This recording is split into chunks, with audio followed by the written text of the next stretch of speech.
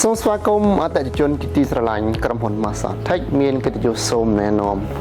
នៅកៅអីស៊េរីថ្មីទំនើបឆ្នាំ2021 brand សហរដ្ឋអាមេរិកមានគុណភាពល្អហើយក៏ជា supplier ធំជាងគេបំផុតនៅក្នុងប្រទេសកម្ពុជាផងដែរក្នុងឱកាសនេះផងដែរក្រុមហ៊ុនក៏មានធ្វើការ promotion ពិសេស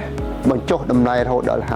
50% មានការធានាជូនរយៈពេលវែងរហូតដល់2ឆ្នាំ free ការដឹកជញ្ជូន25ខែក្រុងប្រសិនបើពុកម៉ែបងប្អូនមានបំណងចង់បានកៅអីដែលមានសោភ័ណភាពគុណភាពតម្លៃសមរម្យ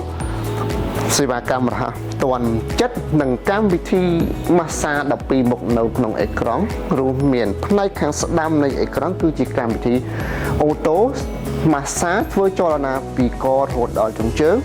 ធ្វើការចលនាពីចុងជើងរហូតដល់កចំណែកឯផ្នែកខាងឆ្វេងនិងផ្នែកខាងក្រោមគឺជាកម្មវិធីដើម្បីកំណត់ចំណុចម៉ាស្សា